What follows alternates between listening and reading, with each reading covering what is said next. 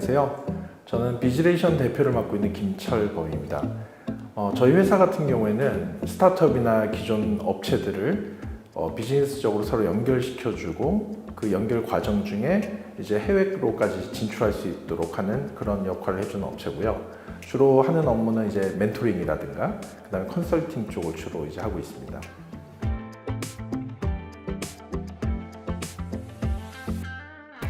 제가 95년부터 저는 해외 전시회를 참가를 했었던 것 같아요. 그래서 제주로 사실 시작을 했었고요. 그 이후에는 뭐 디지털 컨텐츠, 그 다음에 뭐 다양한 곳들의 전시회를 참여를 하다 보니 해외에 대한 네트워크가 저도 모르는 사이에 많이 늘었던 것 같습니다.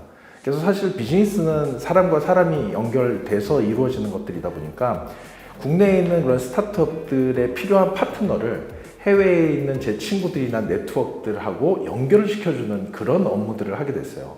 처음에는 그런 것들이 제가 너무나 이제 그런 사람 대 사람을 연결시켜주는 거를 좋아하다 보니까 그거를 자연스럽게 해주다 보니 그게 어떻게 보면 저의 비즈니스 영역까지도 이렇게 된 것 같습니다. 그래서 그런 것들이 지금 재미있어서 지금은 아예 그거를 저희 사업의 중심으로 놓고 계속 지금 이제 국내랑 해외랑 연결시켜주는 그런 일들을 좀 하고 있습니다.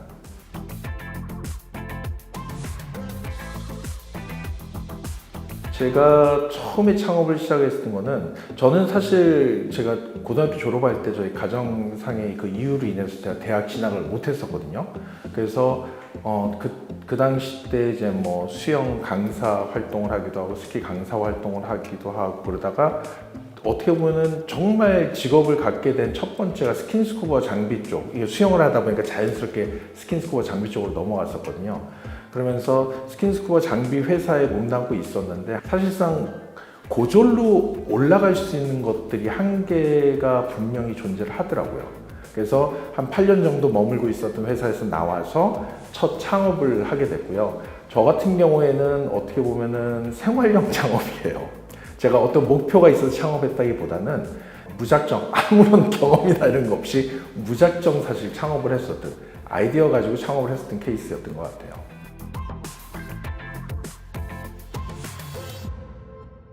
제가 그 8년 동안 그 스킨스쿠버 장비 수입하는 회사에 있으면서 유럽으로부터 이제 방수 기술을 배웠었거든요. 그리고 저는 이제 그때 스킨스쿠버 강사였었고 사진이라든가 비디오를 계속 찍어 왔었습니다.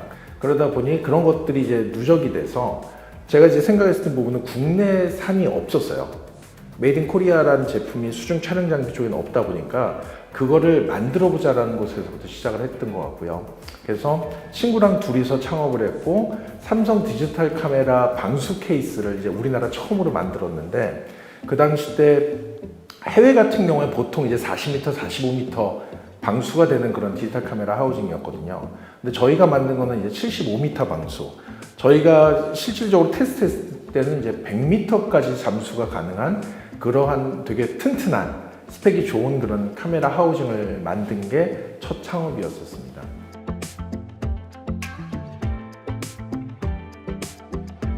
저는 지금까지는 창업을 한 열 몇 번 했던 것 같아요. 열 몇 번 정도를 했고 그게 어떻게 보면 어쩔 수 없이 다음 창업으로 이어질 수밖에 없는 그런 상황들도 좀 있었던 것 같습니다. 그래서 첫 번째 창업에서의 실패에 대한 부분은 저는 그때 삼성에 이렇게 계약을 해서 납품을 하게 되면 무조건 성공할 줄 알았어요. 그러니까 어떻게 보면은 그런 클라이언트에 의지하는 것들이 너무 많았던 거죠. 근데 삼성이 그 당시 때 디지털 카메라가 전 세계적으로 그렇게 호응이 좋지는 않았어요. 그래서 저희는 액세서리다 보니 액세서리가 아무리 좋아도 메인이 좋지 않으면 판매가 안 되더라고요. 그래서 그 당시 때 이제 삼성 테크윈이 디지털 카메라를 만들었었는데 삼성 테크윈에서 그 대표님이 하셨던 얘기 중에 하나가 삼성 테크윈 창사 이래 처음으로 OEM 방식으로 공급하는 업체에다가 선투자한 게 저희가 처음이었어요. 그래서 그 선투자로 인해서 두 번째 거는 투자를 받아서 진행을 했었습니다. 그럼에도 불구하고 그때도 결과가 그렇게 좋진 않아서 그 첫 번째 창업은 그렇게 정리가 될 수밖에 없었고요. 그 당시 때는 또 이제 좀 어려웠던 부분이 지금같이 이제 정부 지원이라든가 투자라든가 이런 것들이 원활하지 않아서 그 당시 때 했던 거는 주변에 있는 지인들의 자금을 끌어오고 또는 아파트 담보로 대출을 받고 모든 거 벌었던 걸 거기다 쏟아붓고 그런 식으로 창업을 했었기 때문에 첫 창업을 하고 나서 사실 거의 저희 아파트에 이 압류 딱지가 붙을 뻔할 때까지 간 적도 있었던 것 같아요. 두 번째 창업은 강아지 드라이어를 만들었어요. 그때도 이제 아이디어 창업이었죠. 그래서 그 당시 때 되게 획기적이긴 했었어요. 2004년이었는데 이제 강아지 드라이어, 무소음 드라이어였는데 호수가 달려 있고 빛을 갈아 낄 수가 있었어요. 그리고 그러니까 풍량과 온도를 조절을 할 수 있어서 그걸 가지고 강아지를 빗기거나 그러기만 해도 강아지가 마르는. 근데 그게 강아지 쪽보다는 애묘인들한테 더 많이 나갔어요. 고양이들 같은 경우 드라이기만 털리면 도망갔었거든요.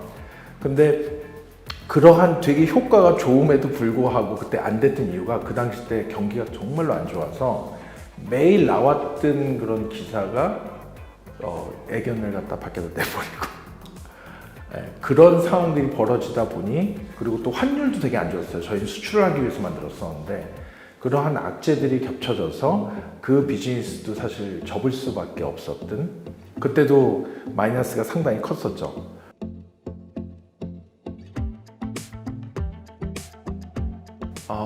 그랬던 것 같아요. 첫 번째 정말로 힘들었던 거는 가족들이 사실 같이 힘들잖아요.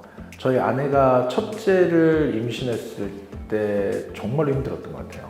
그러니까 아내가 아기가 있는 상태에서 이제 치킨이 먹고 싶은데 그때는 이제 치킨이 한 10,000원 정도 했을 때인데 10,000원이 없는 거예요. 전혀 없이 그렇게 몇 년을 사실 지낸 적도 있었거든요. 그러니까 가족들한테 미안한 게 첫 번째였던 것 같아요. 저는 사실 제 스스로가 저는 좀 정말 심한 그런 경험을 한번 한 적이 있었거든요. 결혼하기 전에 한 2, 3년 정도 완전 바닥 생활을 한 적이 있었어요. 그래서 그때는 사실 약을 들고 사실 고민을 할 정도까지 정말 힘들었었거든요.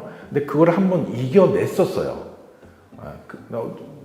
사실 세상하고 이렇게 좀 하려다 보니 너무 억울한 거예요. 이렇게 목숨을 끊는다는 것 자체가 사실 좀 그렇더라고요. 그래서 한번 이겨내보자라고 해서 그거를 떨치고 나와서 1년 6개월 동안의 기존에 있었던 빚을 다 청산한 적이 한번 있었거든요. 그래서 그 경험이 있다 보니 사업에 실패를 해도 또다시 움직여서 하면은 극복이 되는구나. 그리고 지나가면 아무것도 아니구나라는 거를 그때 느꼈던 것 같아요. 근데 이제 아내 같은 경우에는 그런 경험이 전혀 없으니까 되게 힘들었었어요. 근데 지금도 미안한 거는 아내가 결혼하고 나서 한 3번 정도를 완전히 땅바닥까지 간 것 같아요. 정말 힘든 경험들이 많이 있었어요. 심지어는 제가 이제 한국에서 2008년도에 이제 모든 것들을 정리하고 도저히 벤처나 이런 것들이 국내에서는 좀 어렵겠다. 차라리 미국을 가자. 그래서 아내랑 같이 미국으로 가서 미국에서 비즈니스를 한 적이 있었거든요. 근데 미국에 넘어가서 한국의 모든 재산을 정리하고 그러고 미국을 갔었으니까 미국에 가서 가게를 인수하고 비즈니스를 했었는데 서브프라임 모기지가 터진 거예요. 그러면서 가게가 전혀 사람이 없는 거예요. 그래서 2010년에 저희가 이제 한국에 돌아왔는데 한국에 돌아올 때는 현지에서 저희가 가지고 있었던 재산을 다 길거리에서 팔았어요. 소파도 팔고 TV도 팔고 냉장고도 팔고 막 이런 것들 다 길거리에서 팔고 그 돈으로 비행기 티켓 끊고 그리고 최소로 짐을 최소로 만들어 가지고 그거만 한국으로 이제 보내고 그리고 한국으로 돌아와서 딱 보니까 2010년에 들어와서 공항에서 보니까 한국 돈으로 한 2만 원 정도 딱 있더라고요. 그러고 나서 다시 또 제기를 한 케이스예요.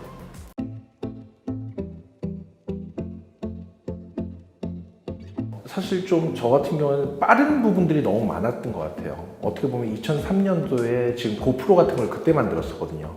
그리고 드라이기 같은 경우도 그런 얘기 많이 들어요. 요즘 들어서 만들었으면 대박 났을 거다. 그런 얘기들도 많이 듣고 하는데 사실상 그런 아이디어라든가 필요한 부분이라든가 이런 것들은 대표가 사실 밀어붙이는 것 밖에는 방법은 없는 것 같아요. 근데 물론 밀어붙일 때도 그거의 시장 조사라든가 고객에 대한 조사가 이루어진 다음에 이루어지는 건 맞는 것 같아요.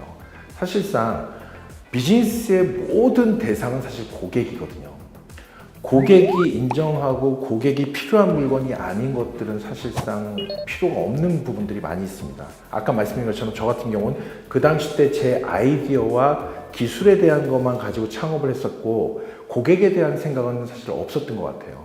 그게 어떻게 보면 저로서는 지금 돌아보면 초창기 때 창업했을 때 가장 큰 실수였었던 것 같거든요. 그래서 저도 지금 이제 나이가 이제 50대다 보니 이제 창업을 준비하고 창업하는 우리 스타트업들한테 얘기해 드리고 싶은 부분은 무조건적으로 비즈니스 모델을 만들고 나서 그런 아이디어들을 비즈니스 모델로 만들고 나서 그 다음에 해야 될 부분은 MVP, 최소로 어떻게 보면 테스트할 수 있는 그런 서비스라든가 제품을 만든 다음에 그걸 가지고 고객들을 만나러 가는 게 첫 번째인 것 같아요.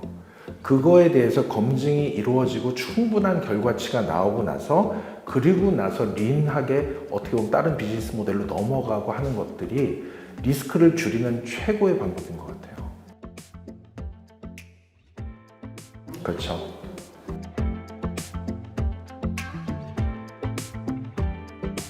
재창업은 개인적으로는 바람직하지 않아요. 어떻게 보면은 그러한 경험이 없이 사실상 창업을 하는 게 잘 정착이 돼서 그게 성장이 되는 게 사실 가장 바람직한 부분이긴 하거든요. 근데 저 같은 경우는 아까 말씀드린 것처럼 준비가 전혀 안 돼 있었어요. 그냥 아이디어와 제 뚝심과 그냥 그런 것들을 밀어붙인 창업들이었었거든요. 그거는 개인적으로는 바람직하진 않아요. 가족들이 힘들어요. 본인도 힘들지만 가족들도 힘들거든요. 그러면 그런 재창업을 안 하고 한 번의 창업으로 잘 정착해서 나갈 수 있는 가장 좋은 방법은 제가 볼 때는 경험을 직접적인 경험이 아니라 간접 경험을 받는 게 제일 좋아요. 많은 실패하신 분들이 많이 계시거든요. 그분들의 경험을 책이나 또는 유튜브에 엄청 많이 나옵니다. 그런 영상들이나 또는 세미나라든가 이런 것들을 통해서 그분들이 실수하고 실패한 것들에 대한 것들을 다 수용을 해서 그런 것들을 미리 체크한 다음에 아까 말씀드린 것처럼 스텝 바이 스텝으로 하나씩 쌓아가면은 사실상 비즈니스적으로 사실 실패할 수 있는 확률이 많이 줄어들 수 있다는 생각은 들어요. 그러니까 그런 것들이 참 중요한 것 같습니다. 네. 네. 간접 경험이 최고인 것 같아요.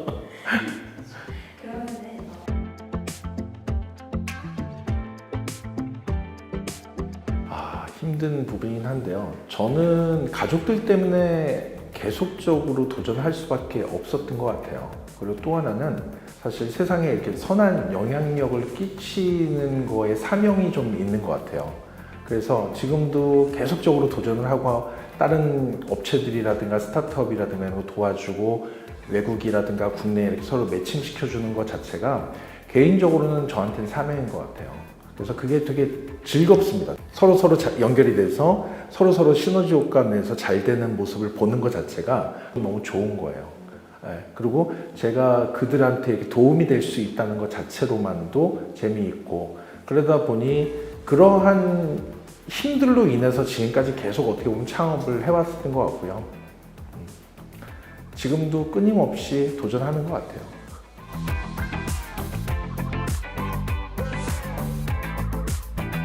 사실 그런 것 같아요. 스타트업들의 가장 핵심은 사실 팀인 것 같아요. 인간이다 보니까 혼자서 모든 걸 다 할 수는 없잖아요.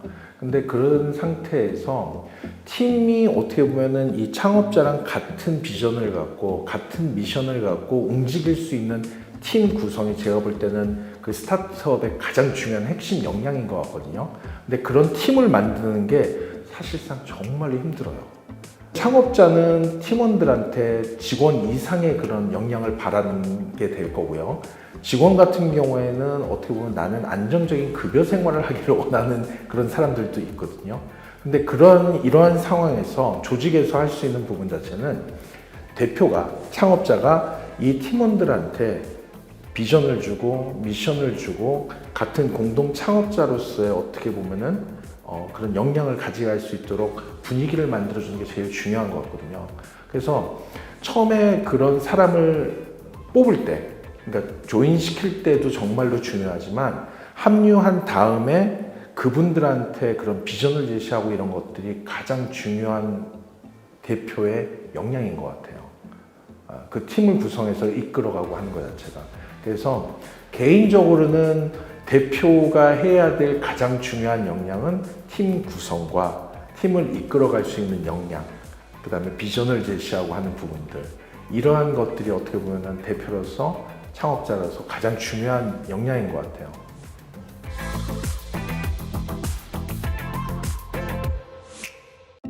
창업은 정말 힘든 것 같습니다.